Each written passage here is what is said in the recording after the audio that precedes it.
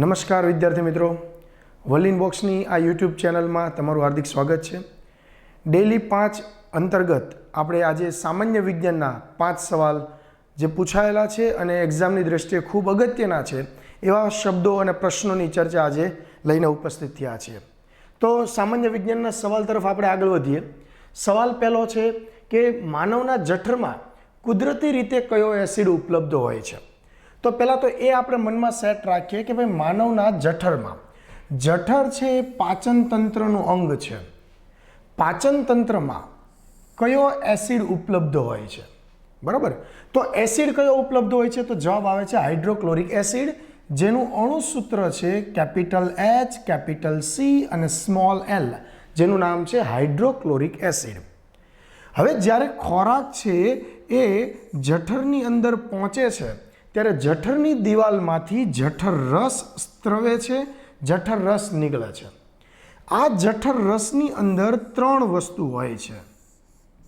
એ પૈકી પ્રથમ છે મંદ હાઇડ્રોક્લોરિક એસિડ. મંદ હાઇડ્રોક્લોરિક એસિડ. હવે સવાલ કે સાહેબ આપણી બોડીની અંદર એસિડનું શું કામ છે? તો આ હાઇડ્રોક્લોરિક એસિડ છે એ ખોરાક મારફતે જે કોઈ બેક્ટેરિયા જઠરમાં ગયા હોય એ બેક્ટેરિયાનો નાશ કરે છે. બીજી વસ્તુ છે જઠર રસની અંદર આવે છે જે છે પેપ્સિન. હવે પેપ્સિન શું કામ કરે છે? કે આ પેપ્સિન છે એ પ્રોટીનનું પાચન કરે છે. ખોરાકમાં જે પ્રોટીન હોય છે એ પ્રોટીનનું પાચન કરે છે પેપ્સિન. અને ત્રીજી વસ્તુ આવે છે જેનું નામ છે શ્લેષ્મ. શ્લેષ્મ શું કરે છે? તો કે શ્લેષ્મ છે એ આ બંનેને કંટ્રોલ કરે છે અને જઠરની દિવાલનું રક્ષણ કરે છે. કોની સામે રક્ષણ કરે છે? તો કે ભાઈ એ જઠરની દિવાલનું રક્ષણ કરે છે હાઇડ્રોક્લોરિક એસિડથી. એસિડના કારણે દિવાલને કોઈ ડેમેજ ન થાય એટલા માટે. તો આ હાઇડ્રોક્લોરિક એસિડની વાત કરીએ, ભાઈ જઠરમાં કુદરતી રીતે કયો એસિડ ઉપલબ્ધ હોય છે? તો હાઇડ્રોક્લોરિક એસિડ. હવે જો આવો હાઇડ્રોક્લોરિક એસિડ છે શરીરમાં વધી જાય તો આપણે જેને પેટમાં બળતરા થાય, જેને આપણે કોમનલી કહીએ છીએ એસિડિટી. હવે એસિડિટી નિવારવા માટે શું કરવું જોઈએ? તો કે ભાઈ એસિડનો વિરોધી પદાર્થ છે બેઝ. બરાબર. તો બેઝિક સબસ્ટન્સ આપણે લેવા જોઈએ, બેઝિક પદાર્થો આપણે ખાવા જોઈએ. આ સવાલ એક એક્ઝામની અંદર આવી ગયેલો છે કે ભાઈ એસિડ અને બેઝ, એસિડ અને એનો વિરોધી છે બેઝ. બેઝને એટલા માટે જ કહેવાય છે એન્ટી એસિડ પદાર્થ, એન્ટાસિડ સબસ્ટન્સ. તો બેસિડ અને બેઝ બે ભેગા થઈ અને જે પ્રક્રિયા કરે છે અને પ્રક્રિયાના અંતે બનાવે છે ક્ષાર અને પાણી. બરાબર. તો આ પ્રક્રિયાનું નામ શું છે? આવો સવાલ પૂછાયેલો છે કે એસિડ અને બેઝ ભેગા થઈ ક્ષાર અને પાણી બનાવે છે, આ પ્રક્રિયાનું નામ જણાવો. તો આ પ્રક્રિયાનું નામ છે તટસ્થીકરણ, જેને ઇંગ્લિશમાં કહેવાય છે ન્યુટ્રલાઇઝેશન પ્રોસેસ. બરાબર છે. તો આ એક એસિડની વાત કરીએ કે આપણા શરીરમાં જઠરમાં કયો એસિડ ઉપલબ્ધ હોય છે? તો કે ભાઈ મંદ હાઇડ્રોક્લોરિક એસિડ ઉપલબ્ધ હોય છે. ત્યારબાદનો બીજો ઓપ્શન છે, બીજા ઓપ્શનની પણ સાથે ચર્ચા કરી લઈએ. Lactic acid. લેક્ટિક એસિડ છે એ છાશ અને દહીંમાં અવેલેબલ હોય છે. છાશ અને દહીંની અંદર લેક્ટિક એસિડ હોય છે. લેક્ટિક એસિડનું અણુસૂત્ર સાથે કહી દઉં, C3H6O3. તો આ લેક્ટિક એસિડનું અણુસૂત્ર છે. ત્યારબાદ સલ્ફ્યુરિક એસિડ. સલ્ફ્યુરિક એસિડનું અણુસૂત્ર છે H2SO4. સાહેબ આ સલ્ફ્યુરિક એસિડની વિશેષતા એવી છે કે આને કહેવાય છે કિંગ ઓફ કેમિકલ, એટલે કે રસાયણનો રાજા કહેવાય છે. આ રસાયણનો રાજા કોણ છે? તો કે ભાઈ રસાયણનો રાજા સલ્ફ્યુરિક એસિડ H2SO4 છે. ત્યારબાદ છે ફોર્મિક એસિડ. ફોર્મિક એસિડનું અણુસૂત્ર છે HCOOH. આનું નામ છે ફોર્મિક એસિડ, અથવા આનું બીજું નામ છે મિથેનોઇક એસિડ. Methanoic acid. હવે એક બે એક્ઝામની અંદર આ સવાલ પૂછાયેલો છે. ઓપ્શન એટલા માટે સોલ્વ કરીએ છીએ કે ઓપ્શન ઉપરના સવાલ ઘણી બધી એક્ઝામમાં પૂછાયેલા છે. સવાલ એવો પૂછાયેલો હતો કે કીડી આપણને ચટકો ભરે ત્યારે આપણા શરીરમાં કયો એસિડ દાખલ કરે છે? તો મિથેનોઇક એસિડ ઓપ્શનમાં હોય તો 1 ટીક કરો, otherwise formic acid, otherwise HCOOH. તો ફોર્મિક એસિડનું અણુસૂત્ર HCOOH છે, એનું બીજું નામ છે મિથેનોઇક એસિડ. આની વિશેષતા શું છે? તો કે ફોર્મિક એસિડ જ્યારે કીડી આપણને ચટકો ભરે, લાલ કીડી ચટકો ભરે ત્યારે આપણા શરીરમાં ફોર્મિક એસિડ દાખલ કરે. તો એક કન્ફ્યુઝન થાય. તો પેલું મેલેટીન આવે છે, બરાબર. તો મેલેટીન અથવા એને એવું કહી શકાય કે મધમાખી જ્યારે ડંખ મારે, મધમાખી આપણને જ્યારે ડંખ મારે છે ત્યારે આપણા શરીરની અંદર મધમાખી છે એ મેલેટિન નામનો એસિડ આપણા શરીરમાં નાખે છે, જે મેલિટીન અથવા ઓપ્શનમાં ન હોય તો એના બદલે 26 એમિનો એસિડ ધરાવતો પોલીપેપ્ટાઇડ,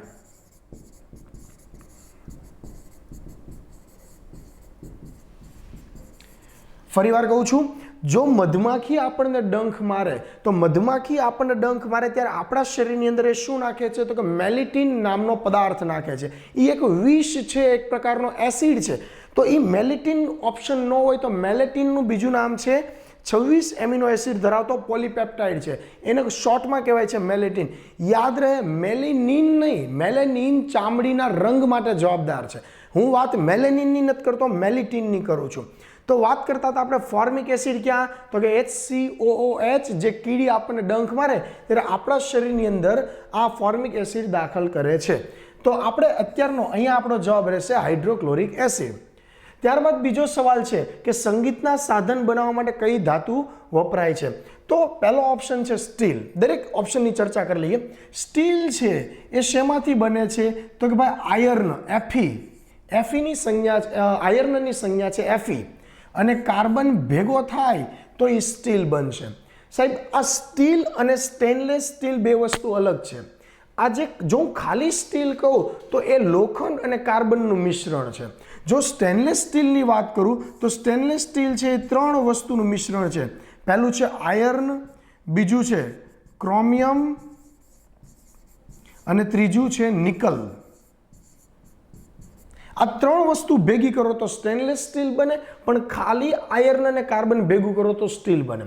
સ્ટીલ છે, આ સ્ટીલ એ ક્યાં યુઝ થાય છે તો કે ભાઈ અમુક વાહનોના સ્પેર પાર્ટ બનાવવા માટે, મકાન ચણાતા હોય ત્યારે આરસીસી સ્લેબ બીડવા માટે જે સળિયા વપરાય છે આ સ્ટીલના હોય છે, બરાબર.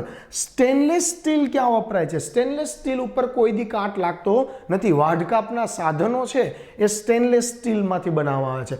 સ્ટેનલેસ સ્ટીલ કોની મિશ્ર ધાતુ છે તો કે આયર્ન, ક્રોમિયમ અને નિકલની મિશ્ર ધાતુ છે. વાત કરીએ પછીના ઓપ્શનની, મેગ્નેલિયમ. મેગ્નેલિયમ છે એ બે વસ્તુ ભેગી, આમ તો નામ ઉપરથી જ ખબર પડી જાય, મેગ્નેલિયમ. મેગ્ને ઉપરથી તમે યાદ રાખી શકો મેગ્નેશિયમ, અને લિયમ ઉપરથી યાદ રાખી શકો એલ્યુમિનિયમ. એલ્યુમિનિયમ.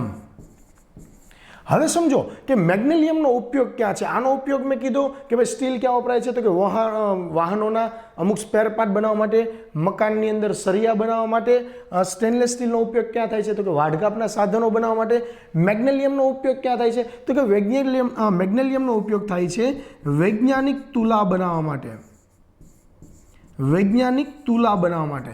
હવે વૈજ્ઞાનિકો જે તુલા, જે આપણે જેને કે માપિયા, એ જે યુઝ કરે છે એ મેગ્નેલિયમના બનાવેલા હોય. એનું કારણ એવું છે કે એની અંદર તાપમાનની અસર થતી નથી. સામાન્ય રીતે લોખંડના કે બીડના તુલા બનાવેલા હોય તો તાપમાન પ્રમાણે 1-2 ગ્રામની અંદર વધઘટ આવતી હોય, પણ મેગ્નેલિયમ ધાતુ છે એની અંદર તાપમાનની કોઈ અસર થતી નથી. એટલા માટે વૈજ્ઞાનિકો જે તુલા યુઝ કરતા હોય છે એ મેગ્નેલિયમના તુલા હોય છે. છેલ્લો ઓપ્શન આપણે જોઈ લઈએ, પિત્તળ, અથવા જેને આપણે કહીએ છીએ બ્રાસ. તો પિત્તળ છે એ શેની મિશ્ર ધાતુ છે તો કે ભાઈ પિત્તળ છે કોપર અને ઝિંકની મિશ્ર ધાતુ છે. આની અંદર વિદ્યાર્થીઓને સૌથી વધારે કન્ફ્યુઝન રહેતી હોય તો એક પિત્તળ અને કાંસુ. કાંસુ જેને આપણે કહીએ છીએ વૈજ્ઞાનિક ભાષામાં અથવા સાયન્ટિફિક નામ એનું છે બ્રોન્ઝ. બ્રોન્ઝ, કાંસુ અથવા કાંસ્ય જેને કહેતા હતા આપણે સમાજમાં, એક યુગ હતો કાંસ્ય યુગ. આ કાંસુ, બ્રોન્ઝ છે એનો ઉપયોગ કયા થાય છે તો કે આપણને ખબર છે મેડલ બનાવવા માટે, બ્રોન્ઝ મેડલ જેને કહીએ છીએ. મેડલ બનાવવા માટે, સ્ટેચ્યુ બનાવવા માટે કાંસુ એટલે કે બ્રોન્ઝ બનાવવામાં આવે છે. પણ સાહેબ બ્રોન્ઝ છે એ શેની મિશ્ર ધાતુ છે? કઈ બે ધાતુને ભેગી કરો તો બ્રોન્ઝ બને તો કે ભાઈ બ્રોન્ઝ છે એ કોપર અને ટીનને ભેગી કરવાથી બનાવાય છે. હવે પબ્લિકને મોસ્ટ ઓફલી કન્ફ્યુઝન અહીંયા હોય છે કે ભાઈ બ્રાસ છે એ કોપર અને ઝિંક, બ્રોન્ઝ છે કોપર અને ટીન. આ સવાલ લગભગ જીપીએસસીમાં અને ઘણી બધી એક્ઝામની અંદર આ પૂછાયેલો છે, પણ આમાં ભેગું થઈ જાય છે. આપણો સવાલ છે સંગીતના સાધનો બનાવવા માટે કઈ મિશ્ર ધાતુ વપરાય છે તો પિત્તળ અથવા બ્રાસ જેને કહેવાય છે એ ધાતુ વપરાય છે. ત્યારબાદનો સવાલ છે કે નીચે પૈકી કયું જોડકું ખોટું છે. હવે આપણે શરૂઆત કરીએ પહેલા ઓપ્શનથી. શુક્રપિંડ. પહેલી વાત યાદ રાખો કે ભાઈ શુક્રપિંડ છે મેલ પર્સન, પુરુષનું પ્રજનન અંગ છે, મેલ. અને કયો અંતઃસ્ત્રાવ બનાવે છે? તો ટેસ્ટોસ્ટેરોન નામનો અંતઃસ્ત્રાવ બનાવે છે. કોણ? શુક્રપિંડ. ત્યારબાદ છે પિટ્યુટરી. પિટ્યુટરી ગ્રંથિ ક્યાં આવેલી છે? તો કે ભાઈ પિટ્યુટરી ગ્રંથિ મગજમાં અથવા માથાના ભાગમાં આવેલી છે. પિટ્યુટરી ગ્રંથિનું બીજું નામ છે, હિન્દીમાં એને કહેવાય છે પિયુષ ગ્રંથિ, ગુજરાતીમાં એને કહેવાય છે પ્રમુખ ગ્રંથિ, અને ઇંગ્લિશમાં એને કહેવાય છે માસ્ટર ગ્લેન્ડ.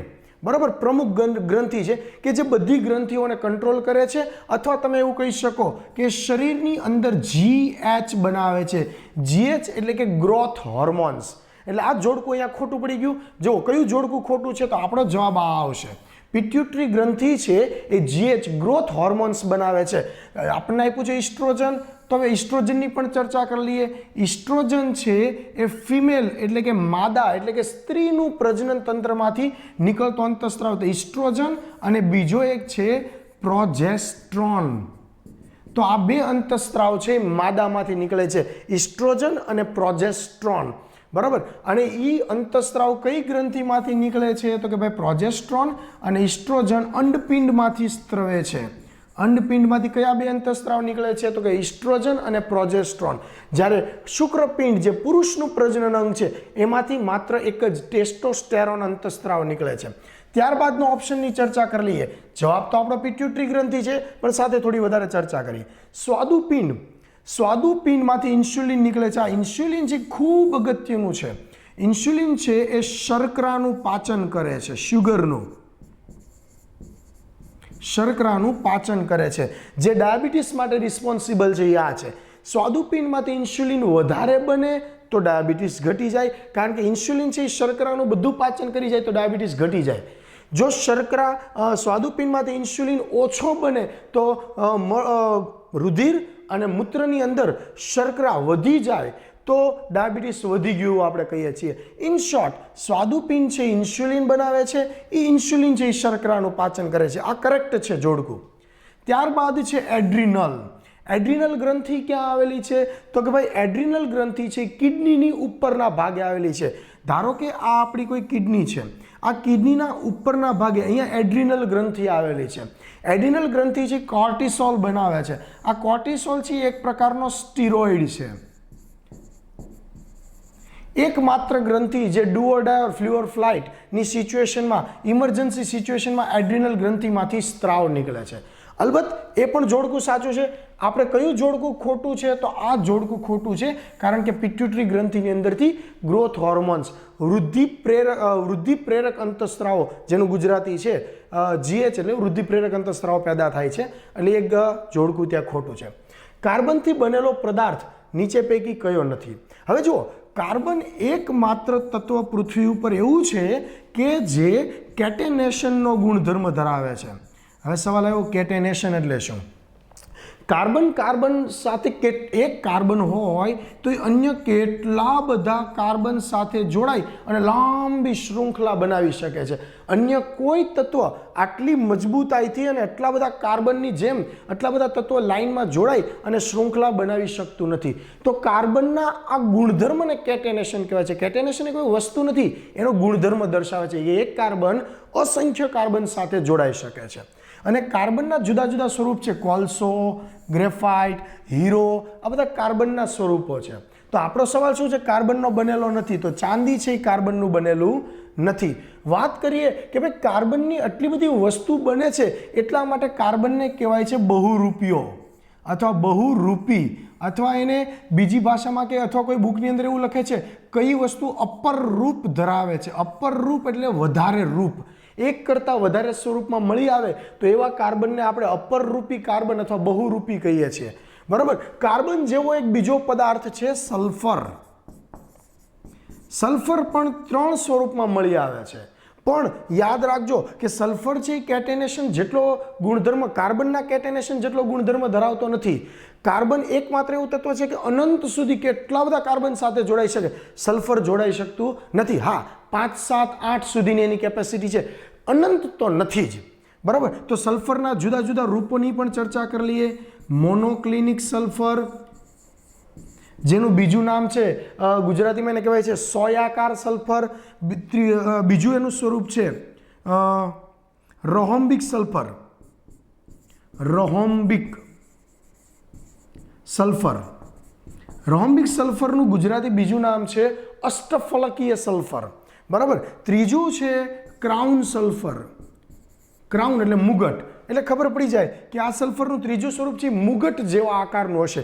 તો સલ્ફરના 3 સ્વરૂપ છે, પરંતુ સલ્ફર કાર્બન જેટલી મજબૂતાઈથી અને કાર્બન જેટલી લાંબી શૃંખલા બનાવી શકતો નથી. તો નીચે પૈકી કોણ અપર રૂપ દર્શાવે છે, કોણ બહુરૂપ દર્શાવે છે? તો કાર્બન પણ દર્શાવે છે અને સલ્ફર પણ દર્શાવે છે. આપણા સવાલને રિલેટેડ વાત કરીએ તો કઈ વસ્તુ કાર્બનની બનેલી નથી? તો ચાંદી એક કાર્બનની બનેલી નથી. આ બંને કાર્બનના જુદા જુદા સ્વરૂપ છે, અથવા એવું કહી શકો કે કાર્બનના અપર રૂપ છે. ત્યાર પછીનો સવાલ, વરસાદનું પાણી શેનું ઉદાહરણ છે? આ સવાલ તમે સમજો કે વરસાદનું પાણી છે એ નરમ પાણીનું ઉદાહરણ છે. પહેલી વાત કે વરસાદનું પાણી છે નરમ પાણી એટલા માટે કહેવાય છે કે એની અંદર માત્ર એક જ આયન છે, એક બે આયન જ છે. સૌથી વધારે સોડિયમ આયન નરમ પાણીમાં અવેલેબલ હોય છે. અને આ નરમ પાણી છે એ વપરાશમાં સારું. જ્યારે આ સખત પાણી એટલે કે હાર્ડ વોટર, જે ગ્રાઉન્ડ વોટર કહીએ છીએ આપણે, નદી ડાર અને કૂવામાંથી જે આપણે પાણી કાઢીએ છીએ એ સખત પાણી છે. ઘણીવાર આ સખત પાણીથી આપણે નાહ્યા હોય તો આપણે વાળ કે સ્કિન ખરાબ થઈ જાય તો એ પાણી સખત પાણી છે, બરાબર. નરમ પાણી છે એ સોફ્ટ વોટર તરીકે પણ ઓળખાય છે. તો આ નરમ પાણી છે, વરસાદનું પાણી નરમ પાણીનું ઉદાહરણ છે. આ બંનેનું મિશ્રણ તો હોય જ ના શકે, બરાબર. એક પણ ઓપ્શન નથી. તો આપણો આ સવાલનો જવાબ આવશે વરસાદનું પાણી શેનું ઉદાહરણ છે? વરસાદનું પાણી છે એ નરમ પાણીનું ઉદાહરણ છે. Thank you.